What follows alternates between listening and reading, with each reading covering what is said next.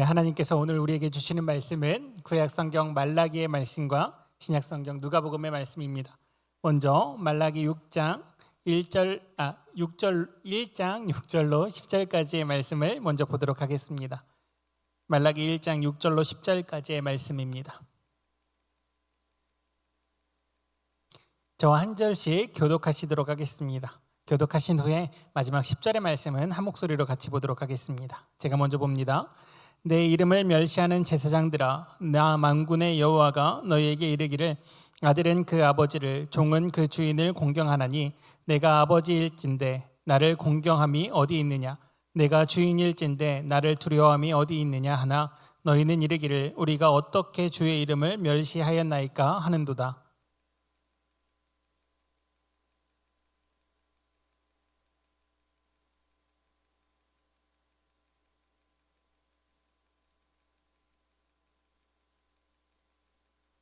만군의 여호와가 이르노라, 너희가 눈먼 희생 제물을 바치는 것이 어찌 악하지 아니하며 저는 것 병든 것을 드리는 것이 어찌 악하지 아니하냐?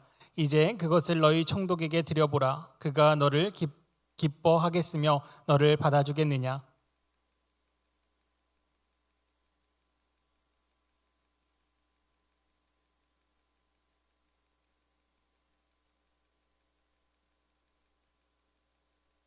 같이 읽겠습니다. 만군의 여호와가 이르노라, 너희가 내 제단 위에 헛되이 불사르지 못하게 하기 위하여 너희 중에 성전 문을 닫을 자가 있었으면 좋겠도다. 내가 너희를 기뻐하지 아니하며 너희가 손으로 드리는 것을 받지도 아니하리라. 아멘. 신약성경 누가복음의 말씀입니다. 누가복음 22장 63절로 71절까지의 말씀도 한 절씩 교독하시도록 하겠습니다. 제가 먼저 보겠습니다. 지키는 사람들이 예수를 희롱하고 때리며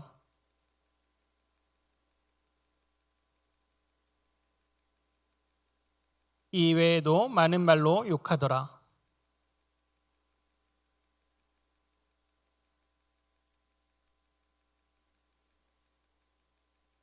이르되 내가 그리스도거든 우리에게 말하라. 대답하시되 내가 말할지라도 너희가 믿지 아니할 것이요.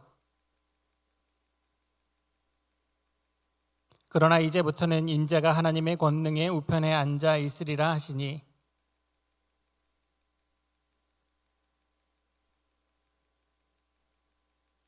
함께 보겠습니다. 그들이 이르되 어찌 더 증거를 요구하리요? 우리가 친히 그 입에서 들었노라 하더라. 아멘.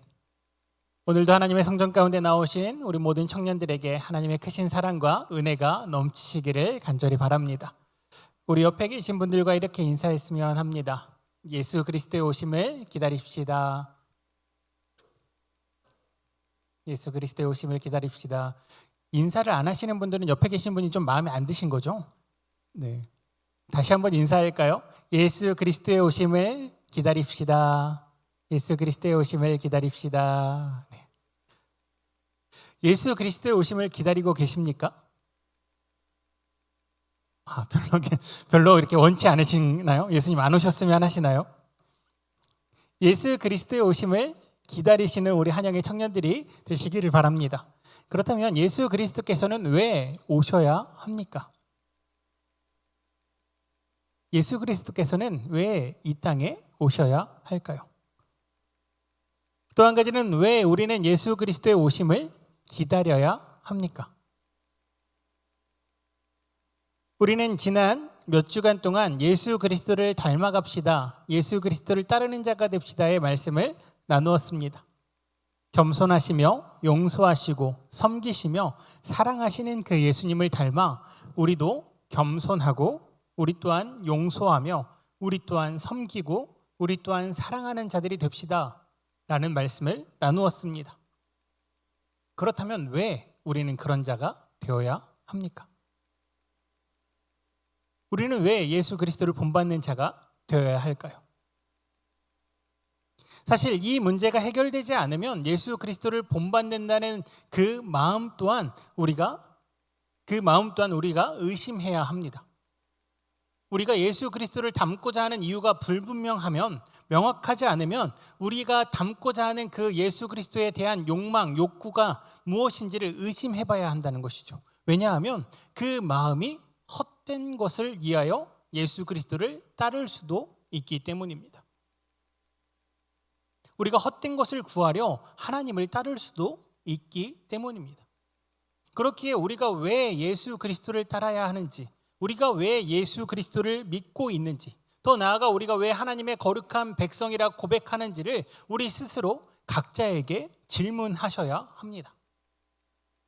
그냥 목사님이 예수님 닮으라고 하니까 겸손해 봐야지, 목사님이 얘기하시니까 내가 한번 섬겨봐야지가 아니라 그 명확한 이유, 내가 왜 용서해야 하며, 내가 왜 섬겨야 하고, 내가 왜 겸손해야 하며, 내가 왜 사랑해야 하는지를 스스로 자문하셔야 합니다. 그리고 그 답을 찾으셔야 합니다. 많은 사람들이 그 답을 찾지 못하기에 내가 왜 예수님을 따라가야 되는지 알지 못합니다. 마태복음 16장 24절의 말씀을 보면 예수님을 따르겠다 나타난 한 청년이 있습니다. 우리 한 목소리를 한번 같이 읽어볼까요? 마태복음 16장 24절의 말씀입니다. 이에 예수께서 제자들에게 이르시되 누구든지 나를 따라오려거든 자기를 부인하고 자기 십자가를 지고 나를 따를 것이라. 아멘. 자기를 부인하고 자기 십자가를 지고 따라오라 말씀하십니다. 이 말씀과 동일하게 또한 한 청년이 찾아와 예수님께 말합니다. 예수님이요, 내가 영생을 구하고 싶습니다. 어떻게 해야 합니까? 그때 예수님이 동일한 말씀으로 말씀하십니다. 네가 율법도 잘 지켰고 다 잘했으니 이제 네가 가지고 있는 것을 팔아 가난한 자에게 주고 나를 따르라. 이 말씀이 이해가 되십니까? 예수님께서 가지고 있는 것을 팔고 나를 따르라 하십니다. 우리의 입장에서는 이 청년이 가지고 있는 게 좀 많은 것 같습니다. 이 청년을 누가복음에서는 관리라고도 부르는 걸 보니 어느 정도 재산이 있는 자입니다. 그렇다면 이 재산으로 예수 그리스도를 잘 섬기겠습니다 라는 이 청년을 그 재산 그대로 가지고 나를 따르라 말씀하시는 것이 맞는 것 아닙니까? 그 재산보다 내가 더 많은 것을 너에게 줄 테니 나를 따르라 말씀하시는 게 맞는 것 아닙니까? 어려서부터 율법을 잘 지킨 이 청년, 가지고 있는 재산도 있었던 이 청년, 그래 네가 모든 것을 다 완벽하게 준비하고 나와 함께 하려고 나를 찾아왔으니 이제 그 재산으로 나를 잘 섬기라고 말씀하시는 게 맞는 것 아닌가요? 우리 제자들에게도 물질이 필요하니 그 물질로 우리가 더 많은 것을 행하자라고 얘기하는 게 맞는 것 아닙니까? 그런데 예수님은 그 물질을 팔아 가난한 자들에게 주고 나를 따르라 말씀하십니다. 그때 이 청년, 관리라고도 불렸던 이 청년이 근심하였다라고 성경은 기록합니다. 이 청년은 율법을 잘 따랐다 고백합니다. 살인하지 말라, 도둑질하지 말라, 거짓말하지 말라, 그 모든 율법을 네가 지켰느냐 했을 때 네, 주님, 내가 어려서부터 잘 지켰습니다 라고 말했던 사람이 바로 이 청년이라는 것이죠. 누구보다도 하나님의 법도, 하나님의 율법, 하나님의 규례를 잘 따랐던 자라고 본인 스스로 고백했습니다. 그런데 가지고 있는 것을 팔아 가난한 자들에게 나눠주라 말씀하시니 이 청년이 근심하였다라고 고백합니다. 왜 근심하였을까요?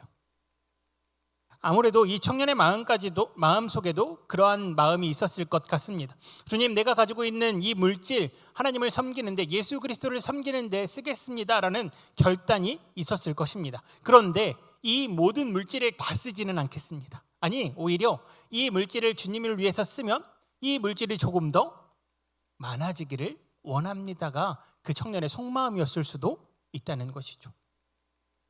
예수님께서는 나를 따르는 자들 그 겉모습을 흉내낼 수 있는 것을 인정하십니다. 살인하지 아니할 수 있습니다. 거짓말하지 않을 수 있다는 것이죠. 하나님 앞에서 자신의 모습을, 자신의 본성을 숨기고 아닌 듯 이야기할 수 있다는 것입니다. 그렇게 예수님께서는 마지막으로 한 가지를 더 요구하십니다. 무엇을 요구하십니까? 자신을 부인하라고. 나를 부인한다는 것은 무엇입니까? 내가 가지고 있는 어떠한 욕심, 욕구, 그 모든 것을 내려놓는 것입니다. 내 마음이 진실되게 예수 그리스도만을 바라보는 것을 뜻합니다. 어떠한 목적이 있어서 예수 그리스도를 따르는 것이 아니고요, 어떠한 보상이 있어서 예수 그리스도를 따르는 것이 아니라 그 모든 것 내어놓고 나에게 아무 유익과 아무 보상이 없다 할지라도 그 예수 그리스도를 따르겠다는 그 고백이 진정 예수 그리스도를 따르는 고백이라는 것이죠. 하지만 세상을 살아가는 우리들 또한 성경 가운데 등장하는 많은 인물들이 그렇게 살아가지 못합니다.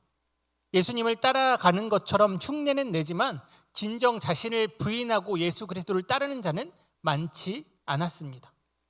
비단 예수 그리스도께서 오셨던 신약 시대뿐만이 아니라 구약 시대에도 그런 일들은 빈번했습니다. 말라기의 말씀, 오늘 우리가 함께 읽었던 말라기의 말씀 1장만을 함께 읽었는데요, 사실 1장부터 6장까지의 말씀을 쭉 읽어보면요, 이 이스라엘 백성이 하나님께 질문하는 장면들이 나옵니다. 우리 1장 1절로부터 5절까지의 말씀을 보면요, 어떻게 우리를 사랑하셨습니까? 라고 질문합니다. 또한 2장 6절로 2장 9절까지의 말씀을 보면 우리가 어떻게 하나님을 멸시하였습니까? 라고 묻습니다. 2장 10절로 16절까지는 우리가 어떻게 하나님을 욕되게 하였습니까? 라고 묻고요, 2장 17절로 3장 5절까지는 우리가 어떻게 주님을 괴롭게 하였나이까? 라고 묻습니다. 또한 3장 6절로 12절까지는 어떻게 하나님께 돌아갈 수 있습니까?를 묻습니다. 사실 이 질문은 진짜로 돌아가겠다는 게 아니죠. 우리가 어떻게 하면 주님께서 우리를 좀 받아주시겠습니까? 라는 비아냥에 돌아가리까? 라는 질문입니다. 3장 13절로 4장 3절까지의 말씀은 우리가 어떻게 주님을 대적하였습니까? 라는 질문입니다. 말라기에 대한 이러한 세세한 내용은 다음에 다시 한번 나누기로 하고요, 왜 이런 질문을 하게 되었는지 우리는 한번 생각해 보아야 합니다. 이스라엘 백성은 사실 바벨론 포로로 끌려갈 때 하나님께서 이들과 언약을 맺으십니다. 예레미야 31장의 말씀을 보면 새 언약을 맺겠다 말씀하시죠. 이들과 새 언약을 맺는 그 새 언약의 내용은 무엇이냐면요, 내가 너희의 하나님이 되고 너희가 내 백성이 되는 그 언약을 다시 맺겠다 말씀하십니다. 이스라엘 백성들이 70년 포로 생활이 끝나고 돌아옵니다. 돌아와서 성전도 재건하고 성벽도 재건합니다. 안식일을 거룩히 지키기 시작하고요, 제사를 드리기 시작합니다.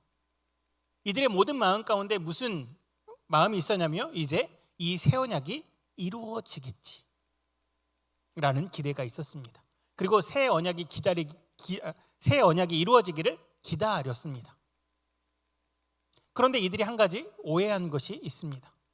무엇이냐면 하나님께서 말씀하시는 새 언약과 이들이 기대하는 새 언약이 달랐다는 것이죠.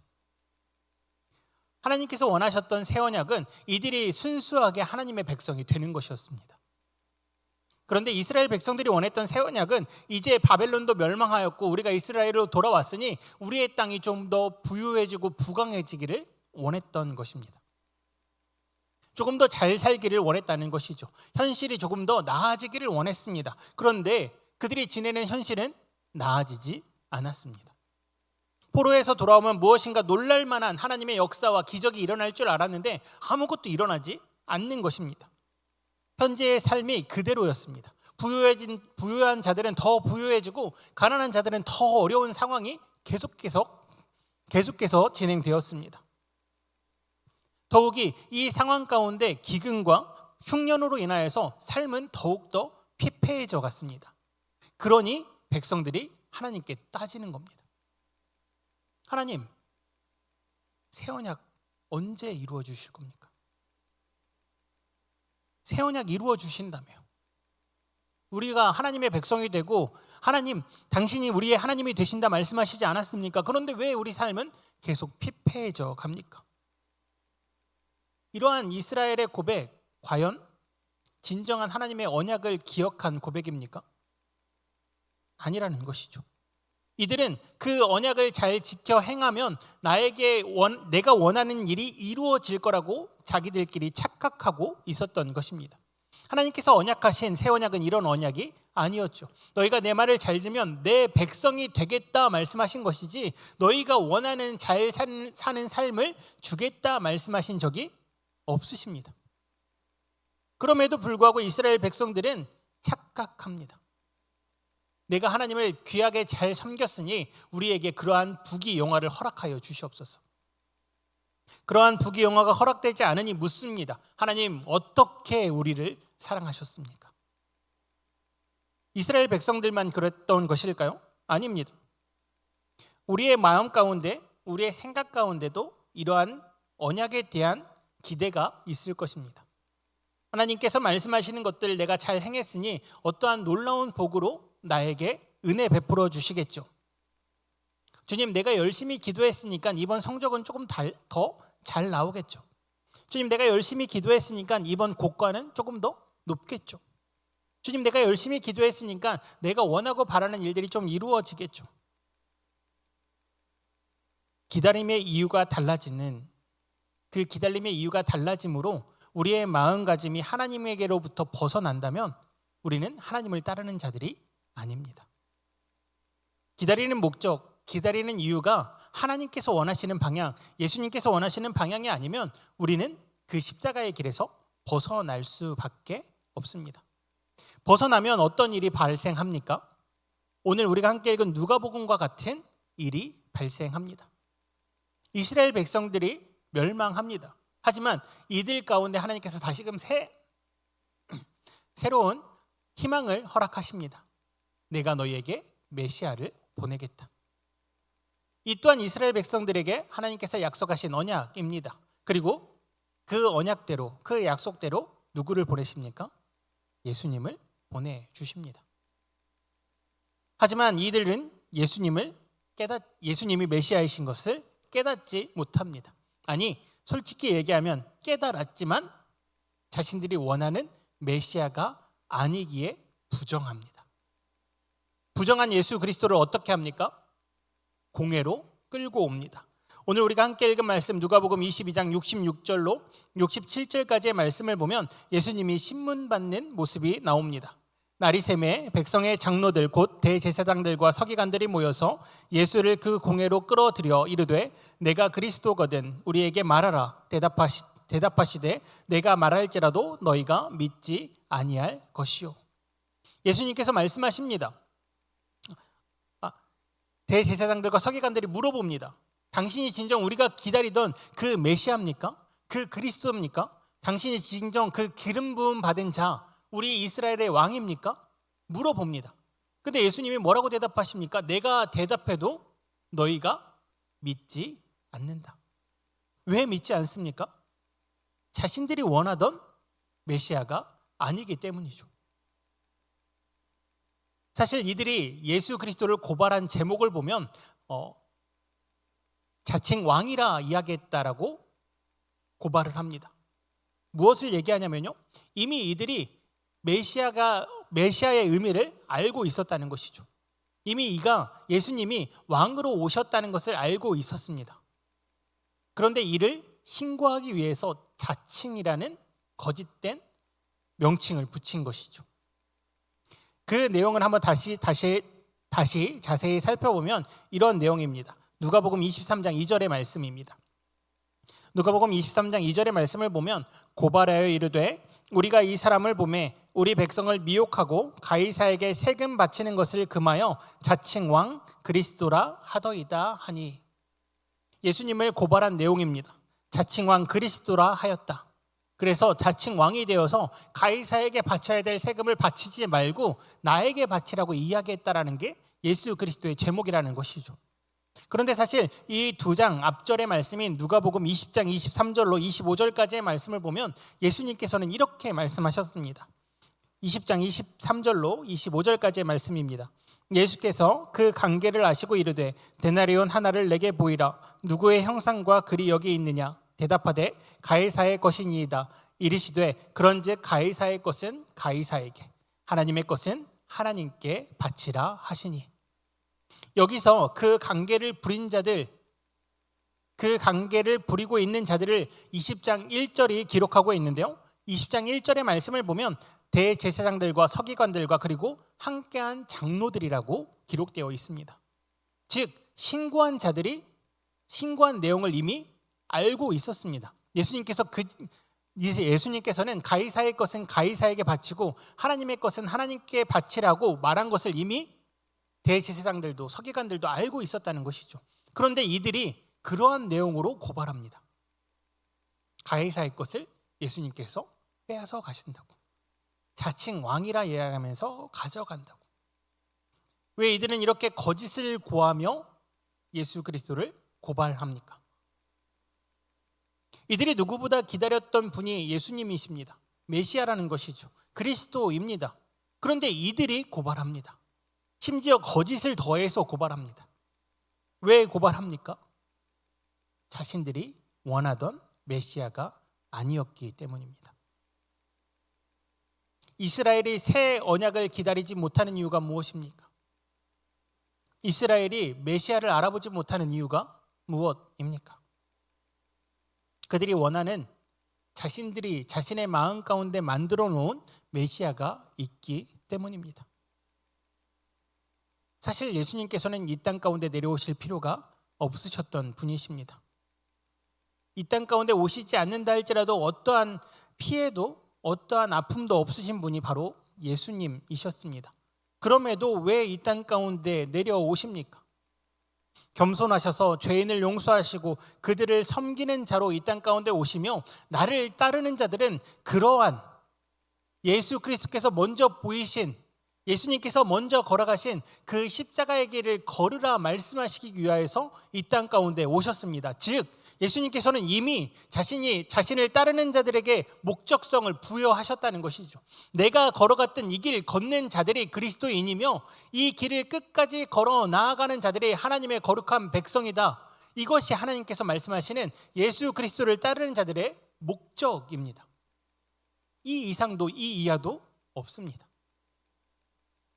하지만 세상을 살아가는, 또한 예수님을 믿는다 고백하는 자들 가운데서도 이러한 목적을 거부합니다. 싫어합니다.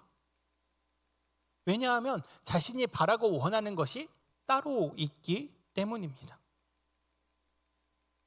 많은 사람들이 하나님보다, 예수님보다 자신을 먼저 생각하며 하나님을 믿는다 고백하기 때문에 문제가 발생합니다. 자신이 행복해야 하나님이 존재한다고 생각하기에 문제가 발생합니다. 자신이 부유해져야 예수님께서 메시아임을 인정하는 것 때문에 문제가 발생합니다.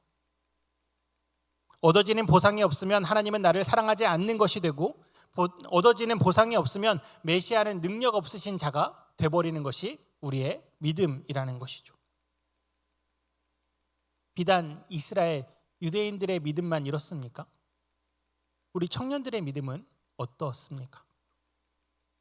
얻어지는 게 없다 할지라도, 보상이 없다 할지라도 그 예수 그리스도의 길을 걸어가시겠습니까?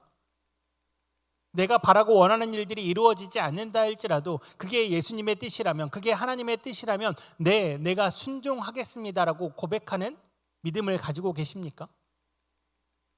하나님, 내가 매일 하나님으로 인하여서 행복합니다 라고 고백하는 그 행복 가운데, 하나님, 내가 가진 게 없더라도, 내가 원하는 대로 이루어지지 않는다 할지라도, 내가 바라고 원하는 일들이 혹여나 더 깊은 수렁으로 떨어진다 할지라도 주님으로 인하여서 행복합니다 라고 고백하는 믿음이 우리에게 있으십니까?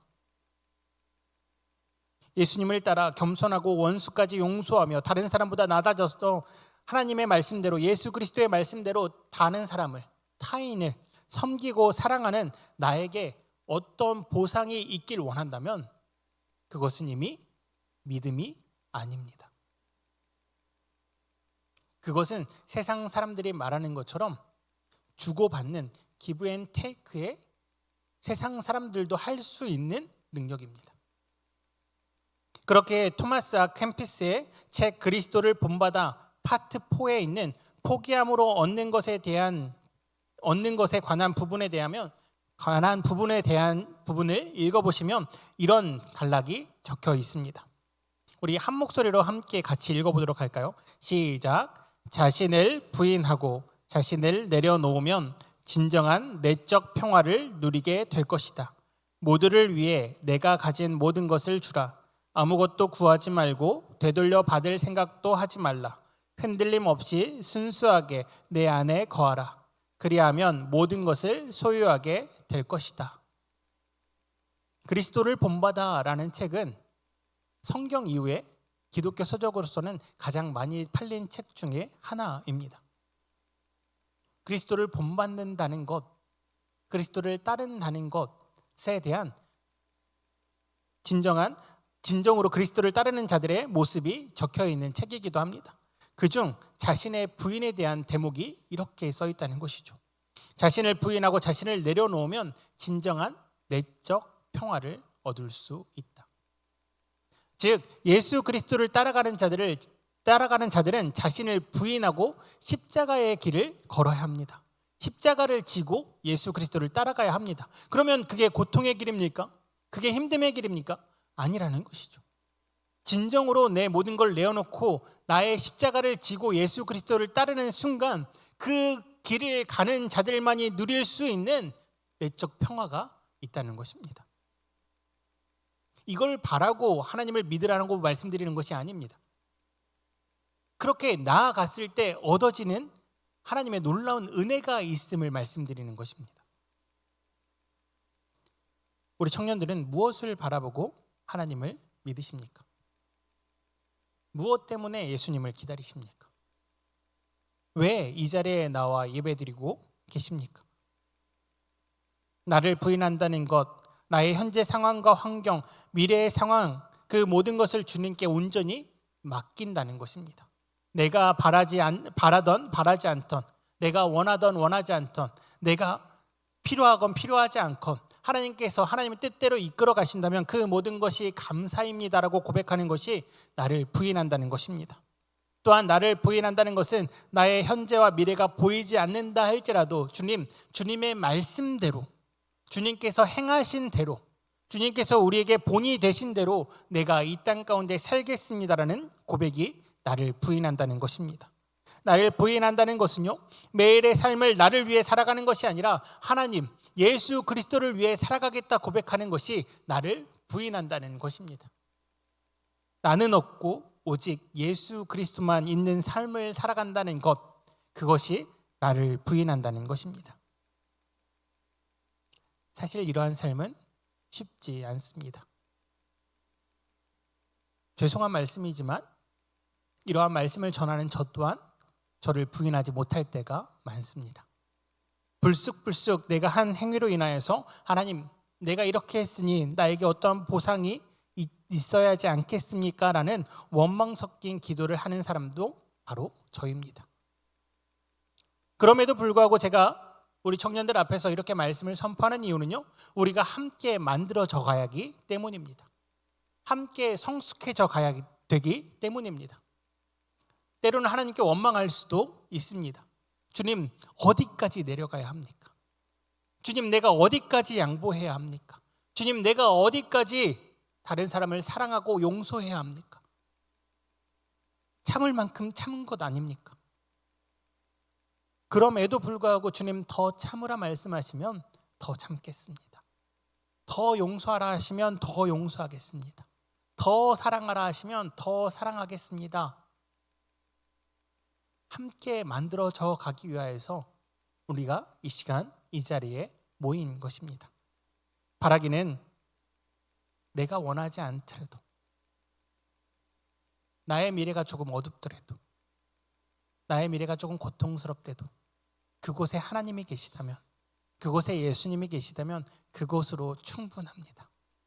그곳으로 감사합니다. 그것이면 나의 삶의 전부입니다라고 고백할 수 있는 저와 우리 한영의 모든 청년들 되시기를 간절히 바랍니다. 이 시간 함께 기도드리겠습니다. 사랑과 은혜가 충만하신 하나님 아버지, 우리는 연약합니다. 주님께서 우리에게 바라시는 것이 무엇인지를 알매도 불구하고 우리는 오늘도 창조주의 그 놀라운 능력으로 무언가 생각지 못한 보상을 내려주실 것이라 믿고 주님을 믿는다 고백합니다. 주님, 우리의 연약함을 용서하여 주시고 다시금 주님 한 분만으로 만족할 수 있는, 진심으로 주님을 따름으로 주님 주시는 내적인 평화를 누릴 수 있는 주님의 거룩한 백성들이 다 되게 하여 주시옵소서. 그리하여서 주님 말씀하신 것처럼, 주님이 먼저 본을 보이신 것처럼 우리 또한 서로를 섬기며 더욱더 겸손하여서 서로를 용서하고 서로를 더욱더 사랑할 수 있는 진정 그리스도인이 될 수 있는 우리 한영의 청년들이 다 되게 하여 주시옵소서. 때론 세상의 유혹 가운데, 악한 영의 유혹 가운데 넘어질 때 있습니다. 주님, 넘어지더라도 넘어진 상태로 원망하고 끝나는 것이 아니라 다시 일어나려고, 주님을 바라보려고 노력하는 우리 모든 한영의 청년들이 다 되게 하여 주시옵소서. 그리하여서 주님 오시는 그날까지 주님을 닮고자 하는 그 노력을 포기하지 않도록 주님 우리를 붙잡아 주시고 우리에게 힘을 내려 주시옵소서. 주님께서 그렇게 주님 오시는 그날까지 우리와 함께 걸어 나아가 주실 줄 믿사오며 사랑이 많으신 예수 그리스도의 이름으로 기도드리옵나이다. 아멘.